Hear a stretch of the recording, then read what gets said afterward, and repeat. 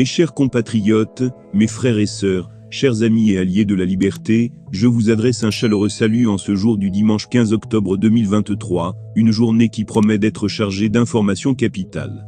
Je vous exhorte vivement à vous connecter rapidement et massivement, à partager cette vidéo avec vos amis, et à inviter tous ceux que vous connaissez à nous rejoindre ici. Nous avons des informations cruciales à vous communiquer, des nouvelles qui vont bouleverser la donne en Afrique, et il est de notre devoir de les partager avec le plus grand nombre. Pour ceux d'entre vous qui ne me connaissent pas encore, je suis votre humble serviteur, et vous êtes actuellement sur une chaîne panafricaine dédiée à la résistance et à l'information. Notre mission est de vous tenir informés de l'actualité politique en Côte d'Ivoire, en Afrique et même au-delà. Aujourd'hui, nous allons plonger au cœur de l'actualité en cours au Burkina Faso, au Niger et au Mali, des développements qui vont non seulement impacter ces pays, mais également l'ensemble de notre continent. Je vous demande donc de ne pas hésiter à partager cette vidéo massivement, à cliquer sur le pouce bleu, pour montrer votre soutien, car ce que nous avons à vous révéler, revêt une importance cruciale pour l'avenir de l'Afrique. Peut-on vraiment qualifier l'opération de retrait des troupes françaises de pure mascarade? À première vue, il semble bien que cette opération puisse être perçue comme une manœuvre d'envergure visant à masquer la réalité. Cependant, il se pourrait que ce retrait soit une opportunité bienvenue pour nous, si ces troupes sont effectivement redéployées au Tchad. Alors que je m'immergeais dans cette question en préparant cette émission, une histoire m'est venue à l'esprit. Elle relate un homme qui se met à crier la mort, la mort, la mort, attirant l'attention de trois frères à proximité. Intrigués, ces derniers s'approchent de l'homme en question pour lui demander où se trouve la mort. Lorsqu'ils atteignent finalement l'homme qui hurlait la mort, ils découvrent une valise d'argent. L'homme leur dit que c'est là la mort, et les trois frères décident d'emporter l'argent. Plus tard, ils demandent à leur plus jeune frère d'aller acheter de la nourriture, et complotent pour l'empoisonner, et lui voler l'argent.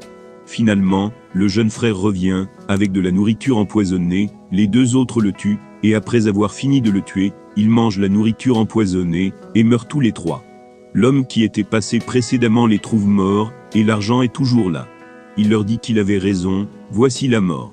Cette histoire est une métaphore appropriée pour la situation actuelle. La France et son armée portent une malédiction, et partout où elles posent le pied ou sont acceptées, cette malédiction s'abat sur les autorités de ces pays. Je tiens à avertir M. Idriss Déby, si vous acceptez l'armée française sur votre territoire, vous serez renversé.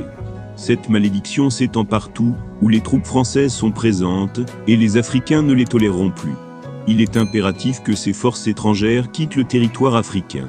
La France et son armée ont été la source de malheur pour l'Afrique. Les dirigeants africains ont désormais compris que la malédiction ne découle pas de la mauvaise gouvernance, comme on le leur a souvent répété, mais plutôt de la présence de l'armée française sur leurs terres. Il est temps que les Africains se lèvent et chassent ces forces étrangères de leur continent. En revenant à la question du redéploiement des troupes françaises, il est primordial de se demander « Où vont-elles ? Où sont les preuves visuelles de leur départ ?» Vous avez pu obtenir des chiffres précis concernant leur déploiement au Mali, mais aujourd'hui, elles se retirent sans laisser de traces. Les images de leur départ ne sont pas disponibles. Lorsque Macron annonce que la France est au Niger et fait partie de la base française, cela équivaut à une reconnaissance implicite qu'elle refuse de lutter contre le terrorisme. Cela sous-entend que les forces françaises n'étaient pas présentes pour combattre le terrorisme, mais plutôt pour entretenir le chaos dans la région. La question fondamentale qui se pose est la suivante. Où sont les résultats? Où sont les bases terroristes que les forces françaises ont libérées en 10 ans de présence dans le Sahel? Il est temps de demander des comptes.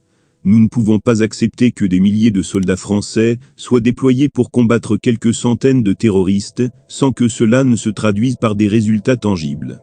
L'armée française a été complice du terrorisme. Il existe même des preuves vidéo montrant des militaires français collaborant avec des groupes terroristes. Il est grand temps que l'armée française quitte l'Afrique. Les peuples africains ont compris la véritable nature de leur présence, et ils n'accepteront plus de servir d'hôte à une armée étrangère. Partout où l'armée française se redéploie, elle suscite la colère et le rejet. Il est temps qu'elle quitte définitivement le territoire africain.